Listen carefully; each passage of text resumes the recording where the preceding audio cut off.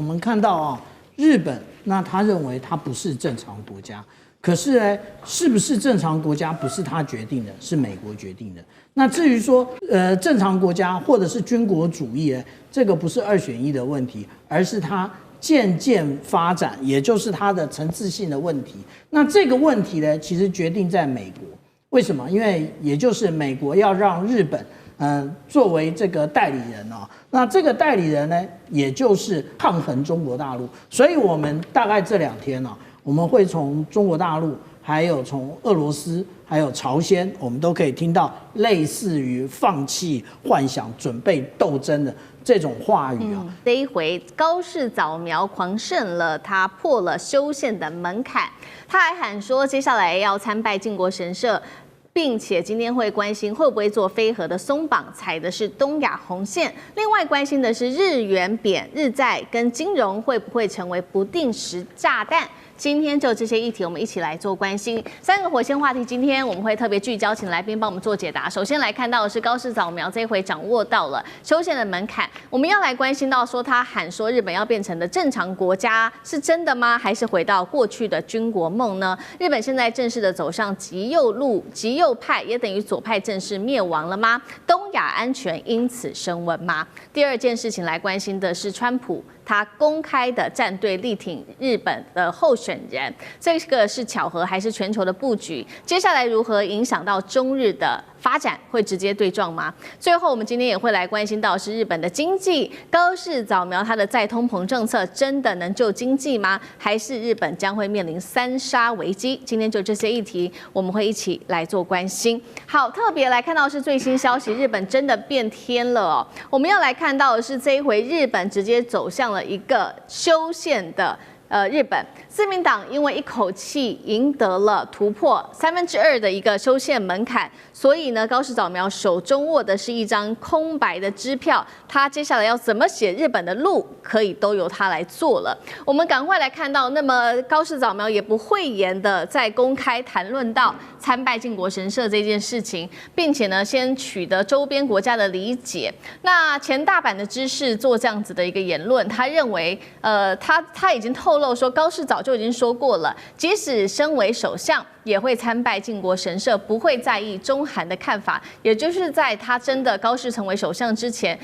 高市早就已经有这样子的一个想法了。我们来看到，其实呢，在众院真的改选之前，高市早苗就已经强调过了，他有意将日本的自卫队写入宪法的第9条，并且从去年11月份他就说过了，3份的安保相关文件他会做修改。工作从此刻开始，等于就是要重新来定义非核3原则了。专家亮子说，他说这可能会改变日本整体的国家形态。所以节目一开始，我们特别来关心到是现在日本的修宪门槛确定过了，高市早苗的下一步会不会就是动非核3原则？刚刚提到高市早苗口中的正常国家是真的正常，所谓的正常的定义是什么？会还是军国主义复辟吗？从军事角度来看，对整体接下来东亚局势会造成有多大的影响？舰长怎么看？我们看到啊，日本那他认为他不是正常国家，可是呢，是不是正常国家不是他决定的，是美国决定的。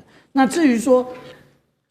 正常国家或者是军国主义，这个不是2选1的问题，而是它渐渐发展，也就是它的层次性的问题。那这个问题呢，其实决定在美国。为什么？因为也就是美国要让日本作为这个代理人哦，那这个代理人呢，也就是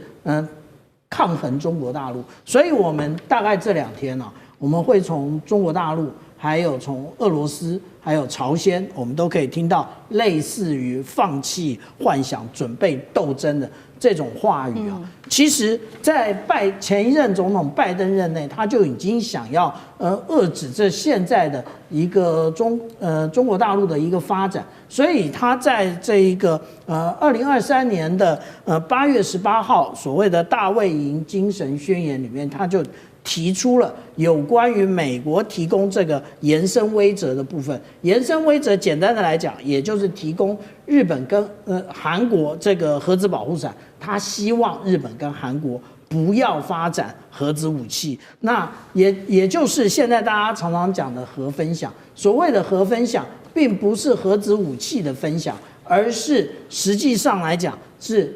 美国进驻到它的一个核动力潜舰进驻到这些区域，但是实际上打破这个现实的就是川普，因为川普实际上来讲，他将这一个核潜舰的技术分享给韩国，那日本呢？日本一定会觉得那我的那个国家的实力实际上是在韩国之上。既然韩国有了，那我为什么没有？那另外呢，其实我们如果仔细的看日本的话，我们现在等一会儿会讨论到有关于伊朗，伊朗光是400公斤的这一个浓缩铀，美国就在那边叫得大天正响。可是我们仔细看日本它的布到底有多少？日本的布其实它是有47公吨啊，那它要那么多的布到底是做什么？那它的目的很单纯吗？当然不单纯。那其实我们讲到军国主义，它有三个目的。第一个，也就是将二战的这个责任呢放到阴暗的角落里头。所以他改教科书。那他改了教科书之后，所以年轻一辈的人都觉得我们国家为什么不正常？因为他们根本就对于二战，他们日本应该要背负的责任，甚至侵华的这些举措当中，他们做了多少次的屠杀，如何的蹂躏中国人民，他们其实根本就不意识这么一件事。第二件事情，之前美国是透过北韩，然后来凝聚美日安保，可是北韩，那他自从他有了核武之后，他好像也没有这么强。那他后来他们就开始把中国大陆来当做一个假想敌。那另外他们就想要透过这一个提升自卫队的质与量。那我们讲到说，对于就日本对于中国大陆的这个恶感啊，其实从最近的一个民调，我们就会看到，如果对于中国的感觉来讲，觉得不太好的占到86.4%，但是相对于美国来讲，他们觉得不好的只有28.9%，觉得很好的是70.8%。那这一个也就是反映在之前在讨论台湾有事的时候，我们就会看到所谓的中年就是50岁以下的，其实都觉得台湾有事这句话没说错啊。这个也就是高市早苗为什么可以带着自民党直接跨越2/3门槛的原因。所以我们这样讲，他一定会对于这个非核三原则有所更动，当然也可能更动他的一个战后宪法，变成所谓的正常国家。好，刚刚舰长也帮我们特别看到了这一份最新的民调，显示大部分的日本人现在其实比较倾向跟美国友好。那确实，外媒现在也针对日本未来的动向做了一个定义，说未来的日本的政治一定是对中国更强硬，对美国更靠拢。特别是川普在选前公开的力挺高市早苗。那么当然了，朝日新闻是直接开枪说干涉日本的内政，但是包括日本有许多的媒体都直接讲说，美国总统这一次直接公开的指名力挺某位候选人是非常罕见的。那其实对于川普来说，我们看到最近他一直公开的力挺多个国家的候选人啊，或者是多个国家的总统等等，指导江山，这背后的目的，针对于日本到底是为了什么？那中日接下来的关系如何发展？委员又怎么看？中日关系当然不会好嘛，因为第一个，中国大陆面对这个处境，不可能跟高市早苗的政权好，那只是不要坏到哪里去而已。那第二个啦，我们来考虑高市早苗。高市早苗他为什么要跟中国好？他就先问这个问题啊。他没有这个诱因啊。你先想一件事情哦，你说川普为什么要去支持高市早苗？好不容易出现一个抗中保台亲美极右的政权，正是这个川普美国的利益啊，符合他的利益嘛。所以川普当然要在选票最后关头里面拉高市早苗一把，让他的这个右派的选票不畏风雨出来，亲美右派选票不畏风雨出来投票嘛。因为这个日本的这个最近这个下大雪下得蛮严重，天气蛮冷的啊，这个是有鼓励作用的哈。我们不能轻忽这个美国人日本人亲美的倾向，所以这个是有很大帮助。其实也不要忽略哈，不只有川普力量很大，台积电也在最后关头帮助了高市扫描。因为高市扫描在选战过一直被批评啊，你没有产业政策了啊，你没有经济政策了，千言万语都不如台积电出现。台积电你看，跟高市扫描合开记者会，我要在这里盖这个高端的这个半导体这个制造厂，3奈米的，跟美国一模一样。你看，整个攻占了所有日本大大小小媒体，所有日本的电视啊，所有日本的宣传机器，全部都在报道这个消息。你说魏哲家对这个高市扫描帮助这么大，是谁叫他去的？是赖清德吗？还是川普？我们永远不知道啊。但是我也想不出，除了这2个人以外，还有人会叫他去对，还是说魏哲家自己主动去了？这个当口是很明显的是在给高市扫描加分嘛。所以高市扫描可以说，我今天讲说捞了好几桶金了。每一样都是战术战略都成功。那未来的两岸关系，这个中日关系它基本上是配合美国的。换句话说，美国可能会继续演白脸，然后他就叫日本你演黑脸，因为我们要遏制中国崛起。所以我经常跟中国大陆的朋友讲你不要相信川普那一张嘴跟所有男人的嘴都一样，不能相信为什么？他就是表面上，习近平是我最好的朋友。习近平是最伟大的领导人唯一的这个什么讲了捧了很老半天，事实上他准备刀子他看不出来吗？一下子批准台湾什么援助10亿美元，2要求台湾编国防预算等等等，反正这个都准备刀子。而且日本是在这个他最好的工具比台湾还要好，为什么最好的工具？因为日本本来就有抗中情节跟其他人不太一样而且日本你给他一点甜头。你给他再武装，那日本会不会走向军国主义？不会，因为军国主义就是军部控制政府，这个事情在日本已经不可能再出现了。但是右派政府控制军队，拉拔军队，使军队变成这个亚太地区另外一个中型的军事强权。这会出现的，这会出现。那这个就是让这个中国大陆多了一把刀，就是美国可以遏制中国大陆的一把刀。那刀没有很厉害，但也算是一把刀。台湾都可以变成一只小刀了，何况日本？这是美国的算盘是如此所以他为什么要插手让高市扫描得票更高一点？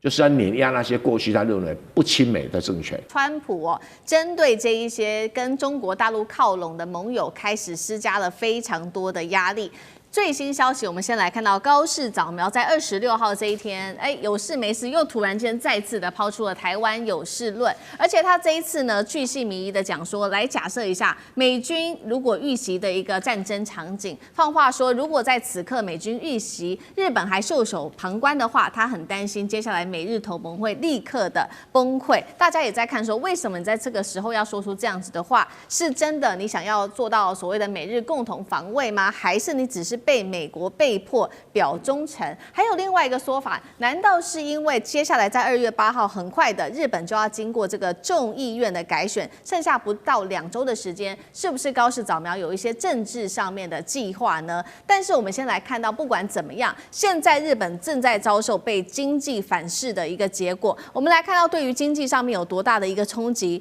首先看到中国大陆赴日航班大规模的退票，去年观光其实表现得非常好，每一年消费还高达了9兆日元，但是现在少了对他们来说最重要的中国大陆的旅客，对于日本来说，今年观光的冲击恐怕会非常的大了。接下来中国大陆还会祭出它的这个限游令，所以预估还会再明显的压低日本的观光，而日本自己国内的通膨更是非常的严重，不管是他们的这种传统食品涨幅大涨超过10%之外，米价更是创下50年新高一度是飙到了37%。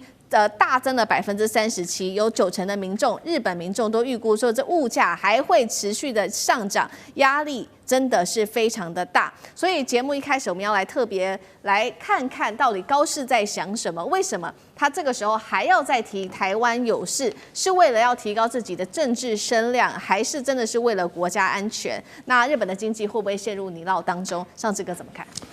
首先，我们来看到底这一次又说台湾有事，高市早苗怎么说的哈？他的这个说法，他是说，他强调，若台湾发生危机，而且如果这个时候美军跟日本联合撤侨，遭到攻击的话，日本置身事外，那么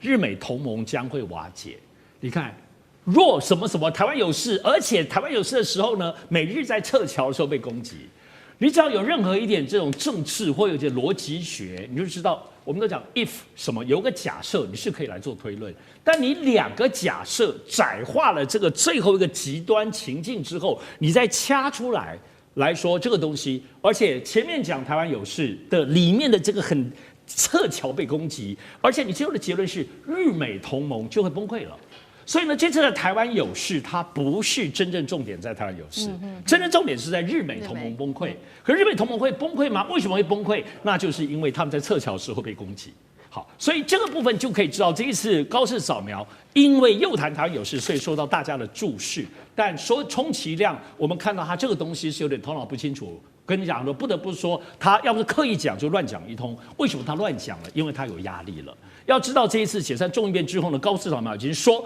如果自民党没有办法过半，他就要辞职。可是事实上，他在宣布解散众议院之后呢，在日本所有主要媒体的民调都发现，支持他解散国会的非常非常低，而且都是远远的高过那些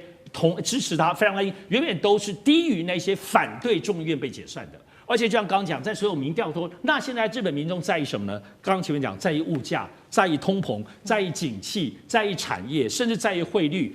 对于在意他这个台湾有事跟这个军事方面的这个问题的部分，不到20%，是所有议题当中的最后一名。所以高市怎么办呢？他现在众议院解散，就是为了要强化这种包括军事跟宪法，包括等等的这些东西的所谓一种意识形态上他所追寻的目标。然而，民众在意的是现实，因此这次选举，你觉得高市真的他个人的高声望？而且这次他一宣布的时候，他就立刻跌10%，对。而且现在每一天下去，到最后投票之前，会不会一直跌下去是有可能的。所以他压力之下，就像我们在台湾说芒果干一样，他也拿出这个极端性的部分东西。所有国际地缘政治被拿来运用的，基本上都是为了国内自己的选举。这个不是对于国际间公开发言，只是透过这些敏感性的发言，要来收拢他自己国内当中的选票而已。好，所以我们看到高市扫描为了他的政治声望，现在开始做了这种言论，希望能够救他的选票。同时呢，也是看到日本的经济前景未明哦。那另外一方面，其实也很担心自己的经济状况的，还包括了其他2个国家。那同时也是美国的盟友，最近被美国施压的就是南韩跟加拿大。最近因为跟中国大陆靠拢，所以呢，川普决定要对这2个国家。再祭出关税重拳，到底合不合理？等一下我们来看。首先，针对南韩做了什么样子的重拳？川普针对南韩的汽车、药品跟木材关税从15%正式的决定，突然间没有理由又拉到25%，理由是因为你们的南韩国会到现在还没有批准去年7月的美韩贸易协议。但是呢，打脸川普的事情是，南韩对美投资大部分都是 MOU 形式，是不用送到国会做审查的。美方自己也知道，但是川普还是做了这样的决定，提高了关税。再来是针对加拿大，同样祭出了100%的关税，理由是你加拿大跟中国大陆太靠近了，你们一起签订达成的贸易协议，成为中国商品的转运港。但外媒指出，其实这个对于这个加中的协议的规模还是非常有限的，不是这么的大。那川普还是决定要课这样子的一个税。另外一方面，我们看到的是李在明跟卡尼在今年1月份访中也同样签署了 MOU 所以都让川普感觉非常的眼红。而我们看到是加拿大的总理卡尼最新也在达沃斯论坛呼吁中等强国团结对抗大国经济，这边指的就是美国的威胁等等，都让川普感到倍感威胁。所以接下来要请教大使又怎么看？南韩跟台湾其实有点状况像。都是签这个 MOU， 其实不用送到国会的。那这一回，川普以国会为理由，对南韩又多增了15%到25%的这个高关税，到底合不合理？这个我觉得合不合理，就是存乎川普一心啊，川普一心了，对不对？现在是欲加关税，何患无辞？对，他现在就是说，韩国的国会没有采取行动，他说他们没有立法。因为他说这是他们的特权，这是既然你有你的特权，那我的特权就是帮你加税，所以他已经确立了哈，要将韩国本来是一个 flat， 就是说一律的关税都是15%嘛，对不对？所有的东西卖到美国都15%。现在呢，他把3样东西拿出来，变成25%，汽车、木材还有药品，韩国这3项东西输美变成不是15%，变成25%。那这个当然是对韩国施压啦，因为税的东西很好调，税的话你就比如说美国卖到韩国的税，东西的税所有都变成0嘛，川普不是都这样子吗？就你不能跟我课税啊。那这个部分的话，那一般来讲的话，各国的惯例就是说，你的税则一定是要关税，一定是要谁？一定是要国会同意的。税则的这个地方不难啊。可是问题就是说，韩国还答应了3500亿的这个投资，那这里面我想就变成就是说，可能川普认为这个资金的到位配合的程度是不够的，所以呢，他这个把这个情况推给韩国的国会，那么其实也就等于推到李在明身上，因为韩国现在国会是李在明他们是主导嘛，对，所以就变成就是说，他现在把这个罪推到国会。那我觉得是川普对韩国大概在认真履行他跟这个美国的这个贸易的这种各种的安排的延宕所造成的，所以呢，我想这也是一个杀鸡儆猴的办法，因为同样跟美国做成协议的还有日本啊，那么还有台湾啊，还有加拿大啦，这些也就是川普说这些东西你们不能等。你要拖的话，你给我一个没有实现的一个时效的话，那我就是要在这个中间，我就要加码来制裁你。好，那另一方面，请教干哥怎么看？就是针对于加拿大跟南韩课税，跟他们最近向中国靠拢有没有关系？对啊，你看，现在我跟你讲，现在为什么你知道？就每年都要检视美加墨协议。美加墨协议是美国、加拿大跟墨西哥这3个国家是非常重要的一个经济贸易协定。那他现在因为要就在重新检视美加墨协议的时候，那川普一定要先放话你跟中国靠拢是不是？2024年的时候，你还跟着我对于中国进口电动车课征100%的关税，结果最近呢2个讲好了，你知道？中国进口电动车变成只剩下6%啊，对，天差地远，然后搞什么？你要跟习近平眉来眼去是不是？那我也不当面拆穿你我也不要再叫你加拿大加入我51省，我光课税、课关税，我就可以把你给整死。我跟你讲，所以现在其实卡尼加拿大总理，老实讲一句，他发了一篇很长的文章，他的文章就是说，我们现在看穿的川普到底是一个什么样的人。这篇文章被我们的前行政院长陈冲誉为最近写的最好的，就是说经济文章。他说，卡尼完全点出川普的霸权心态，只要你不听他的话，他用各种方式。但是卡尼已经讲出来说，我们作为一个中等的强国，也不算太强。我是一个中等国家，加拿大是一个中等国家，他不但要寻求自立自强之外，他还要很多跟他一样规模的国家的共识。也就是说，你应该要发展很多周边关系、多边关系，而不是一直因为。加拿大在经济跟军事上，以及北约组织，它一向都是美国的附庸，这是事实嘛。所以川普完全把你这个国家给看穿，所以这次他准备再祭出25%以上的关税，他就代表说，我看你也不能反抗，看你敢不敢再跟中国眉来眼去。那对于南韩也是一样的道理啊。可是我觉得南韩人比较不鸟，他比较不鸟川普，你知道？飞弹我都不怕了，北韩打飞弹我都不怕，我还怕你关税吗？所以在这种情况底下，其实川普现在也在布他的局，用他的招那高市呢？高市也是为什么再讲台湾有事？你不要再讲了，你一直讲台湾有事，你真的，我跟你讲，你可能2月8号你真的会选输，你选输就像你自己讲的，卷铺盖就回去了，这也没什么奇怪，因为日本换首相跟换那个什么换早餐店一样那么的容易，对不对？我是真的觉得不要再谈台湾有事了。那他现在这一段时间，他也当然希望跟美国靠拢，为什么？因为他们那个关税协议好不容易谈下来了，如果这次再出现问题的话，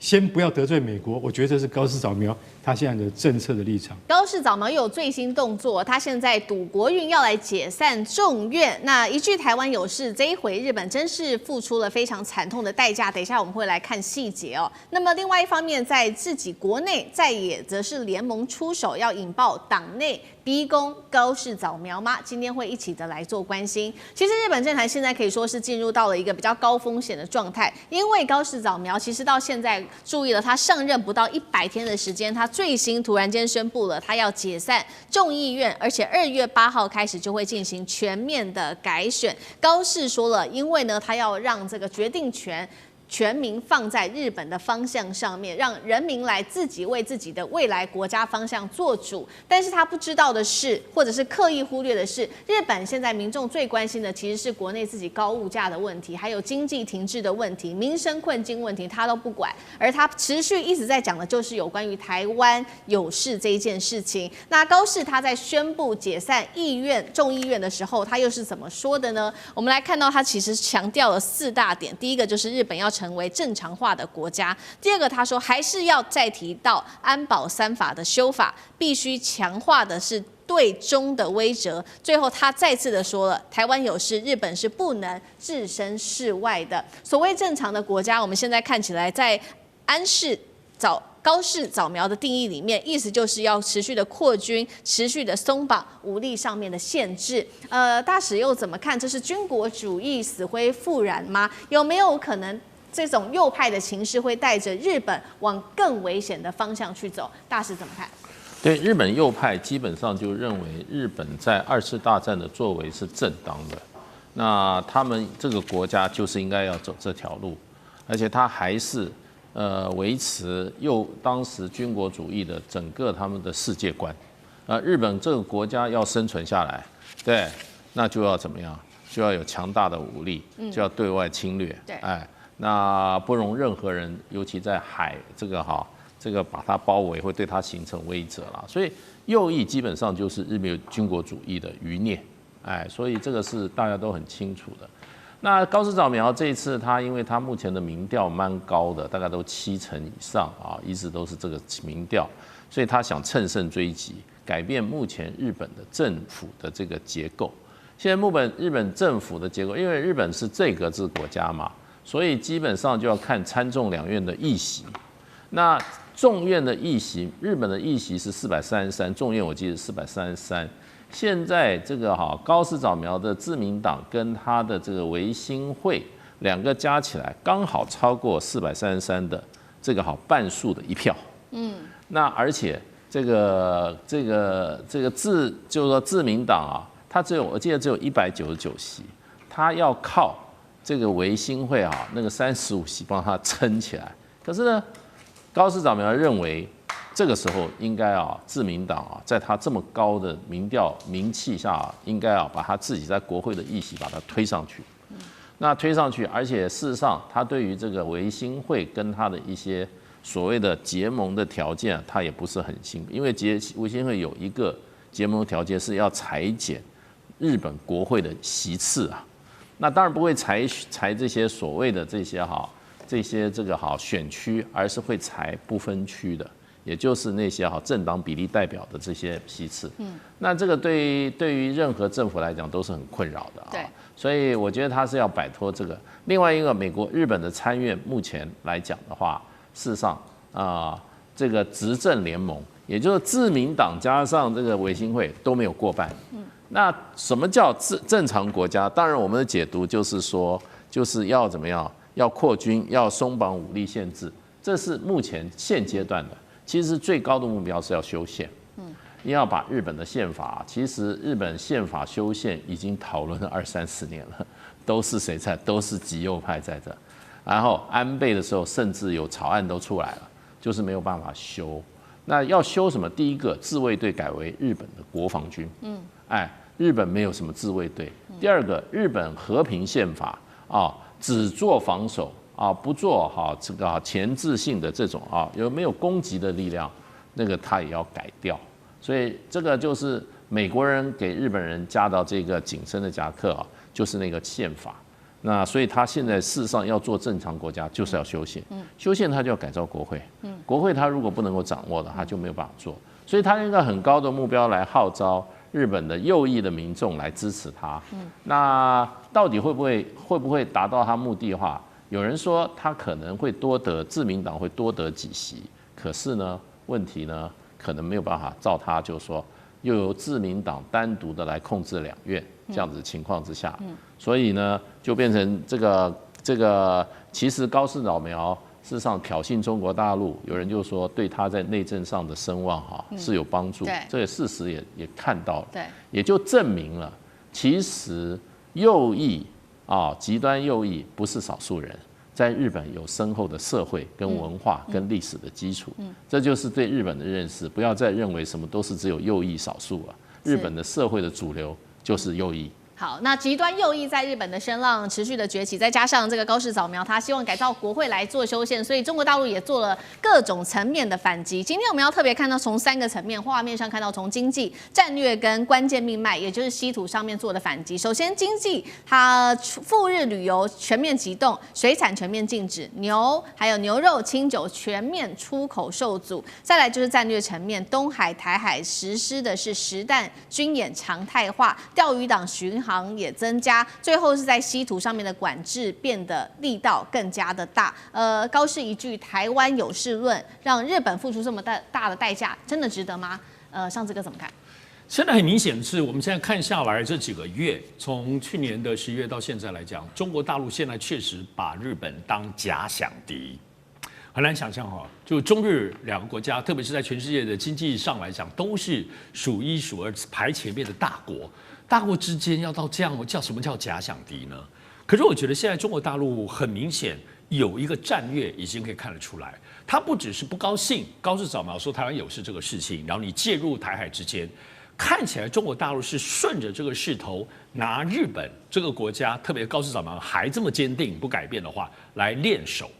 练什么手呢？这都知道，其实在未来对中国大陆可能最大的冲击跟决定，就是要不要完成两岸统一这件事情，特别是透过武统。那一旦有诉诸台海的武力，这是牵动全世界的，而且众所皆知，不只是全世界的智库在分析，包括中国大陆自己也都知道，一旦如果台海方面确实有更激进的动作，北京方面的话，可能就会遭遇到制裁。所以遭遇制裁这件事情，就打台湾或武统或统一当中付出的代价就是经济制裁，这没有任何人会反对。可是问题是，这个制裁本身，难道你就默默被制裁吗？感觉起来现在恰好日本就是要介入台海之间，这个时候呢，所以现在中国大陆反而把制裁这个题目在后面拉到前面来，现在拆分出来，包括中美之间在对抗之前，现在看到日本其实就是在做制裁，因为制裁之间来讲。制裁对方都知道是欺商权，我伤你一定伤到自己，所以你不能只是在纸面或幕僚在演你。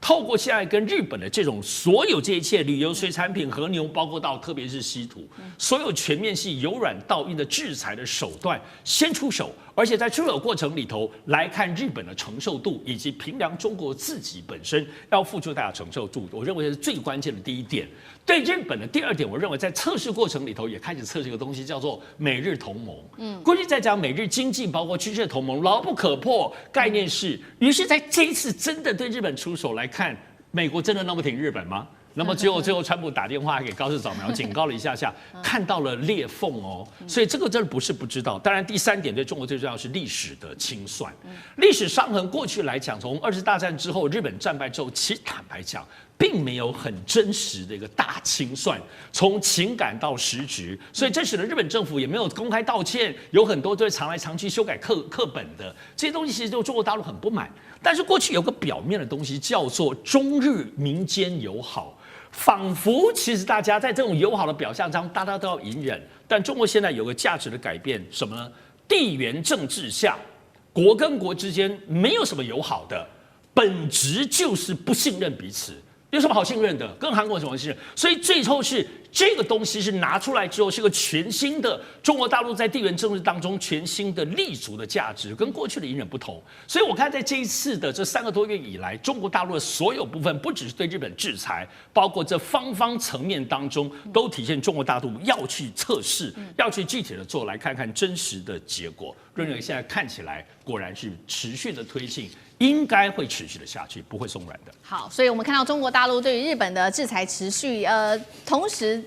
这个日本自己境内的民众也感受到非常大的压力。刚刚讲了一系列，不管是从经济战略跟关键命脉上面的压力之外，也看到说美国在这方面好像似乎没有这么的足够力道去挺日本，所以日本内部也出现了各种的反弹声浪哦，包括了这个在也是整合了反高市联盟，现在说要组成一个新的政党中道改革联合，他们要阻止自民党单独过半。民调显示50%以上的日本人是反对提前改选的，而且他们更焦虑的是有关于日本的物价呀、税制跟民生等等，高市会不会被提前逼宫，甚至是提前下台？干哥怎么看？任何事情都有可能，不过以现在他的支持度来看的话，几乎是以目前的状况来讲，大概他不会被，就像刚刚大师讲的，因为他支持度还是很高。对。可是50%这么多的日本人会觉得说，你现在是干嘛？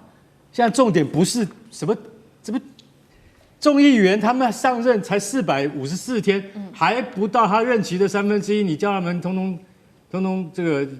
离职是什么意思呢？而且你所进行的这个解散众议院，然后全面进行闪电改选，那是从1945年以来第一次，16天之内就要改选，下个月8号就要改选了。大家会觉得说那个真的叫闪电改选嘛，对不对？其实高市早苗是豁出去了。我把我的命运跟我的政党交给全日本人来决定。话讲的慷慨激昂，我讲白了，你就是要修改安保三文件嘛。我能不能被国民赋予我将来能够真的有权利来带领这个国家？意思就是我能不能让我的国家完全向这个右派倾倒，然后我可以真正能够实现日本的国防的跨出那一步的自主化啊！不但它能够卖武器，它还能够成为真正的陆军、海军、三军。他想的就是这样。所以日本国内反对党他有讲了，他说：“你知道吗？高市首相有个叫福冈饭团之友会，就是街友会啦，就是专门照顾，但是食物银行啦。”他说：“你知道他现在已经穷到连那个食物都买不起了吗？这个应该比较要紧吧？比你的什么安保3条件要来的要紧多了吧？还有很多物价的上涨啊，这些事情老实讲一句，应该是你高市内阁应该要重视的。还有一个什么叫世纪之友会？什么？因为日本也有无家可归的儿童啊，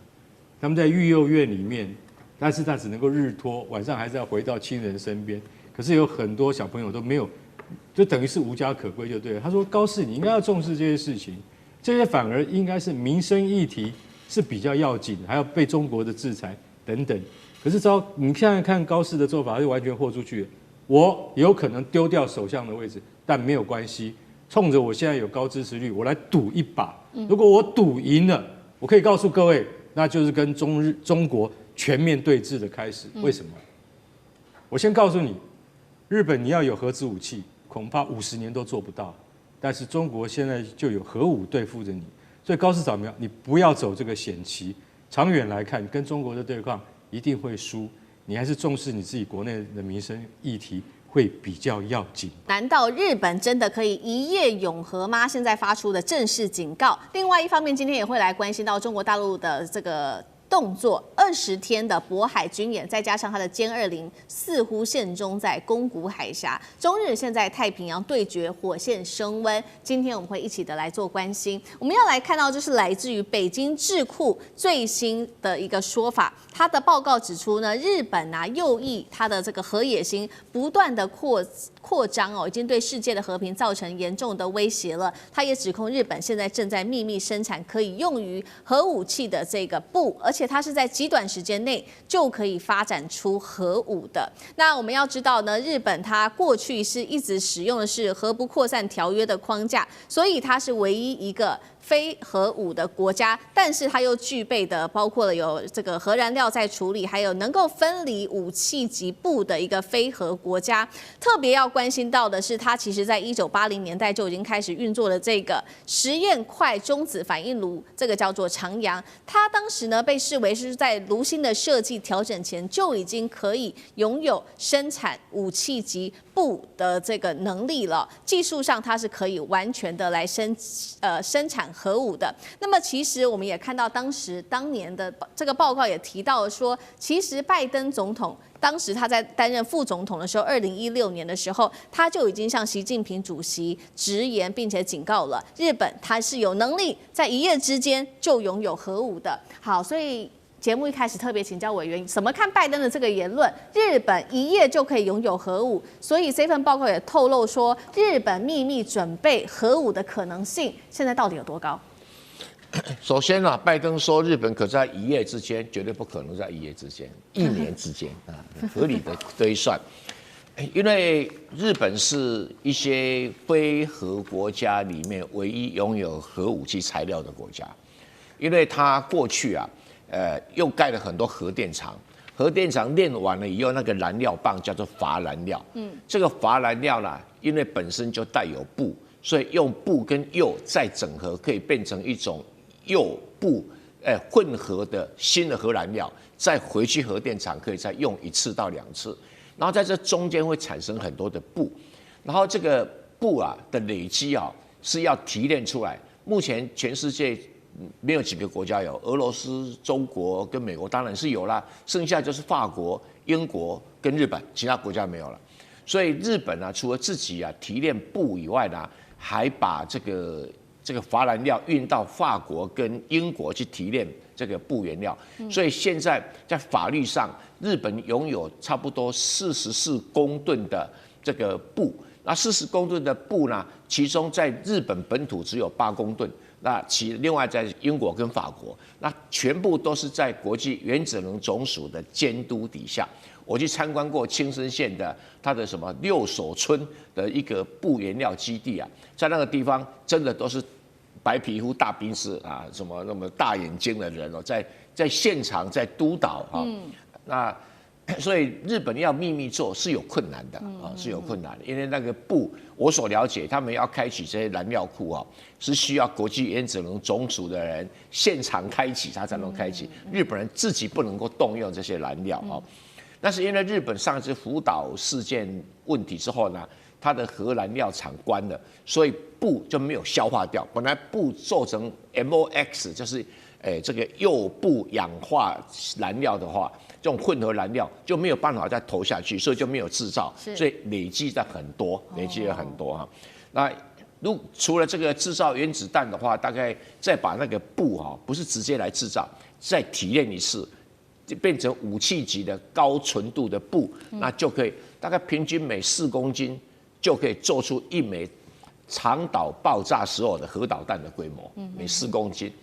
而且当然4公斤里面只有5%的一个可以用来分裂啊。那技术上不提，现在重要的就是说，那日本还有核武器的平台，那做这种导弹，日本也没有问题哦。他把他目前的不管是防空导弹的技术啦，或者是反舰导弹的技术啊，03武器或者124武器啊，稍微调整一下哈，就可以以日本的工业能力有办法做出啊这个中程或者甚至于洲际弹道导弹啊，可以装载这个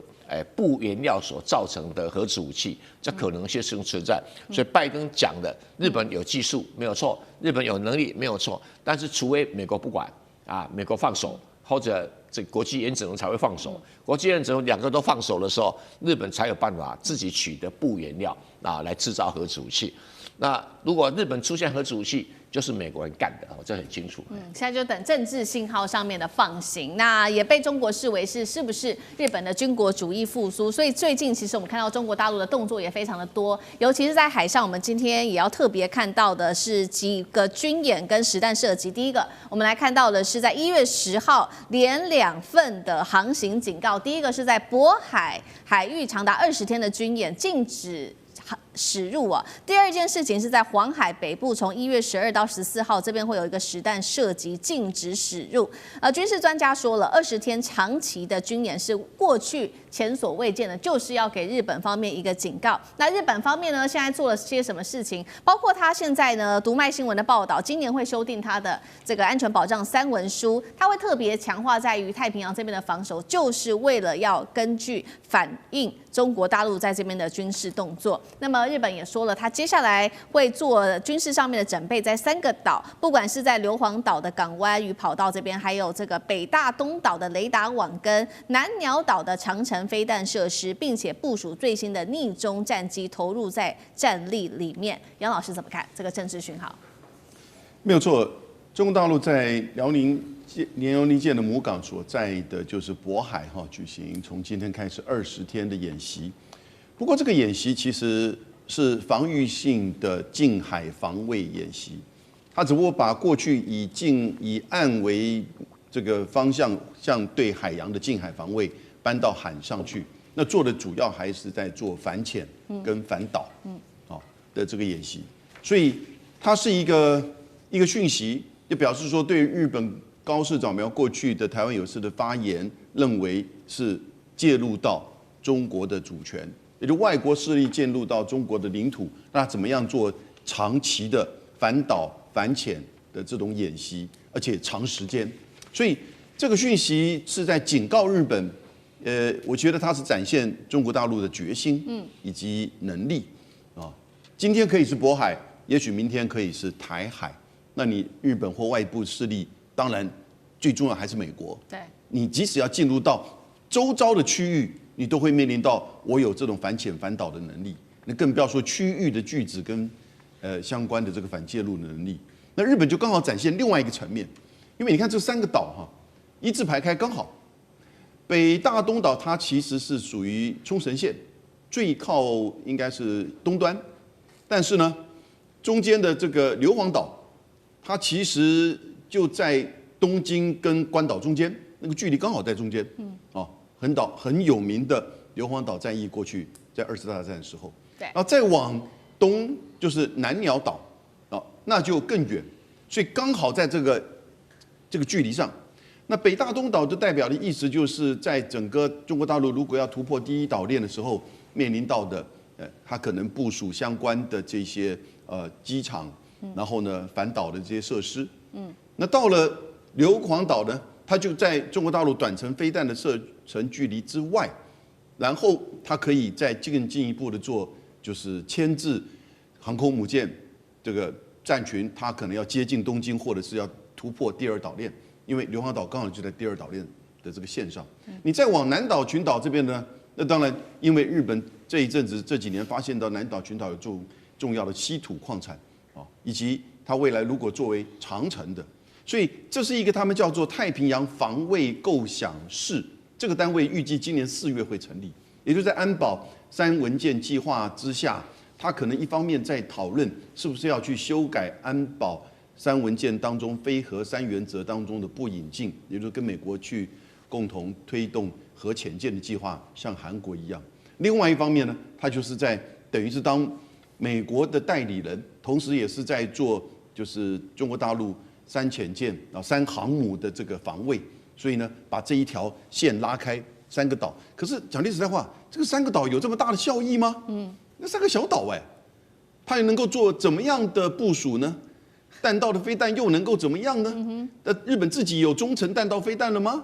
美国如果不帮助你，中程弹道飞弹也不会把一栋楼打掉啊。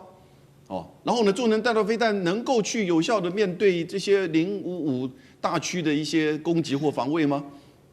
然后你有怎么样的这个机场，你能够多少个？搞不好连那个刚才谈到那个软鸟的88架都装不下在这个小岛上面。所以呢。而且，如果你把它变成一个航空母舰的这种装备的一样的数量的话，那你不就变成另外一个直接被攻击的最明显的目标吗？所以，不过总是它的一个太平洋所谓太平洋防卫计划当中的环节吧。对，好，我们刚刚特别看到，也是中国大陆现在在太平洋这边也加强它的部署，是海上。那如果在空中，我们也带观众朋友来稍微看一下，因为这是来自于大陆自己的军事专栏特别的报道，说在今年的元旦之后，我们看到的是日本的 F-15J 战机在宫古海峡这边说捕捉到了大陆的，不管是它的歼16、轰6K 之外，还有2架是型号不明的战机。现在在猜测说这2架可能是歼20隐形战机，透过这个电子干扰保护伞携带着在他的身上，那对日本造成压力，也代表说歼20现在对于跟日本相比来说，已经具有绝对优势吗？可以这样说吗？张老师怎么看？我觉得大家还是应该到这个日本这个防卫省的统合幕僚监部所发的这个军情要报去看，他原来到底是怎么讲的。这个军事专栏楚望云霄所讲的东西跟原来他们所发布的，其实在用词用语上有一些差距。但无论如何，这个 F-15J 基本上来讲，它没有装 IRST， 就是红外线或者是光学的远程的追踪跟就是搜索的装置，所以它远程目标的辨识能力其实相对较弱，所以有很多时间它真正要辨识是什么机型，一方面是靠电子接收的信号，但是它本身电子接收的信号。它要靠这个地面的站台，而不是靠 F-15J。F-15J 上去，它是用目视，然后确认有这么一个东西，或者带着这个就是征收的夹舱，然后去这个确认。那这个里头呢，又牵涉到，因为我们在这个空中之中虚实时。那隐形战机呢，通常有一个东西是增强它的信号，叫做龙柏透镜叫 Lambert's Lens 的，它是信号的强化措施。所以歼20呢，有时候会突然把它施用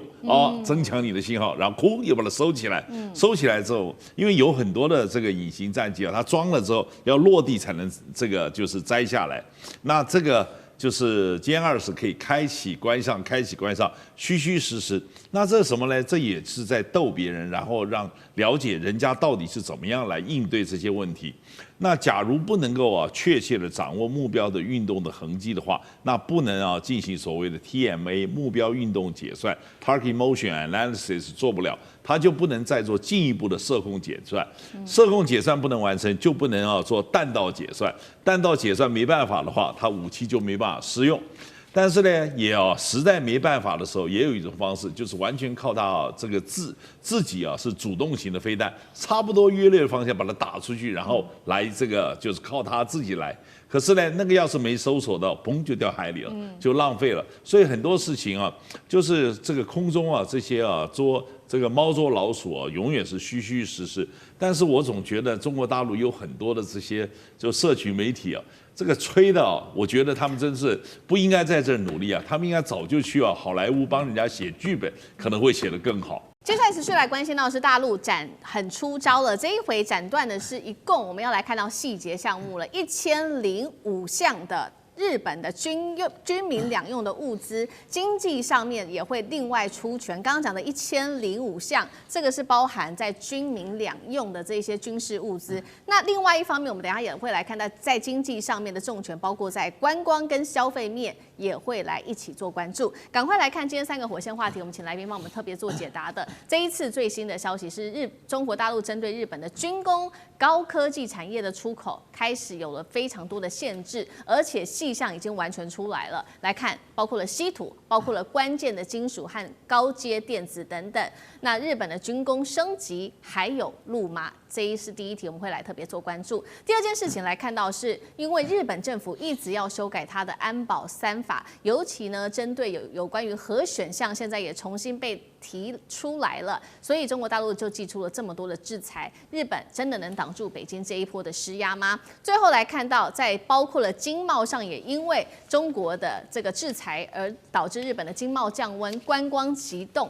我们现在来看到的是大陆的组合拳能够打到日本的7寸了吗？今天就这些议题会一起的来做关注。赶快来看到是今年的最新消息，2026年的第1号公告，加强对日本的军民两用的这些物资来做出口管制，有哪一些呢？赶快来实际看到细节。稀土还包括了嘉锗、锑、铟、高阶电子感测器跟雷射，还有呢，甚至到了航空的航太推进材料都在名单当中。还另外看到的还有核材料、化学制品跟微生物、导航、船舶等等的制品，这制裁的项目非常的多，等于直接掐住了日本军工跟高科技升级的血管。怎么看中国这次出手是针对于高市要修订安保3法，因为他踩到了这条红线吗？这一波会不会比当初2010年钓鱼岛事件停工稀土还要对日本来说更伤？委员怎么看？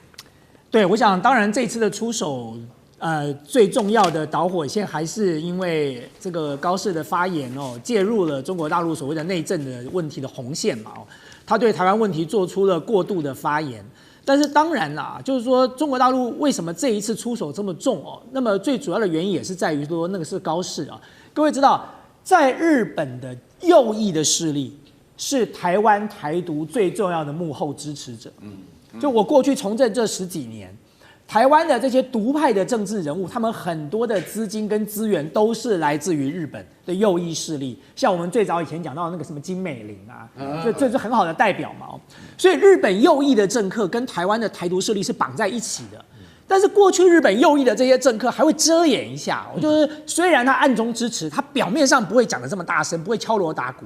但是现在显然从安倍开始，一直走到了高市哦，右翼势力现在把支持台独哦这件事情逐渐台面化了，不但是台面化哦，还有逐渐扩张跟渲染的这样的效果出现了，就好像今天台湾来了一个莫名其妙的日本的国会议员跑来这边抗中保台，你知道我看到那个国会议员，我都懒得记他的名字，我都快要笑死了，干你什么事啊？你跑来这里抗中保台，你拿我们台湾当你的舞台，然后来大肆的骂了北京政府一下，然后你就拍拍屁股就走了，那你跟裴洛西有什么两样？你跑来我们这边演戏，最后吃苦的是我们，被报复的又是我们。日本的现在的政治人物都在玩这一招，所以对北京政府来讲，他借着高市这件事情，他其实不是要打高市一巴掌而已，他是要狠狠的重打日本的右翼势力，要让他们知道说你们必须要知所进退哦，你们不要以为这件事情上你们可以任意的踩红线，那你更不要提到日本准备要修安保这个三文件了，这就完全就是日本军国主义重新复辟了。我刚才讲过，谁知道今天的日本会不会变成24世纪的日本？你知道去年你看美国的时候，你会认为美国今天会变成加勒比海的海盗吗？谁会想到这件事？对，当时川普刚当选的时候，你会想到川普要派兵去抢格陵兰吗？你都没有想到吧？那你都没有想到了，那大家当然会想说，我现在把日本放宽了，谁知道日本会不会食髓知味？接下来24世纪的故事又重新上演了呢？所以其实对整个印太地区，对亚洲，为什么韩国会有这么强烈的感受？因为韩国也是深受其害啊，所以你很显然的看得出来，对日本对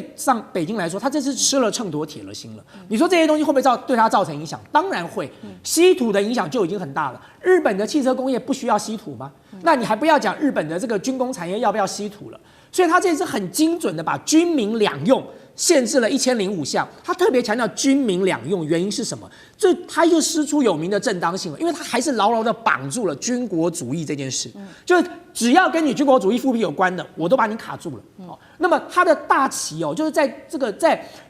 个声讨日本的时候，他高举的这个大旗是对抗日本军国主义哦，所以在这个大旗上，其实他是站在道德和政治的制高点上的哦。那你说？全球现在进入了这个精密的分工时代，所以任何一个小的零件都可能卡住一个大的企业哦。所以大家不要以为说有日本的科技这么发达，中国大陆能卡它什么？别傻了，日本很多的这个基本的零件都是来自于中国大陆的。你不要讲别人，你光讲安氏半导体事件就好了。安氏的半导体有多了不起吗？它是成熟制成晶片的。可是当欧洲的车企没有安氏半导体的晶片的时候，就不要造车了。所以这是同样的问题啊。就今天日本能不能够经得起中国大陆一波又一波的限制啊，或者是封锁？我认为当然很困难。所以其实中国大陆这次目标很明显了，日本不屈服，他们不会收手了。对，好，所以我们刚委员帮我们特别提到了嘛，这个中国大陆对日本的制裁1005项，那特别委员也提到了，不管是稀土或者是零件，对于日本的冲击是非常大的，汽车啊、军用武器全部都需要用到这些东西。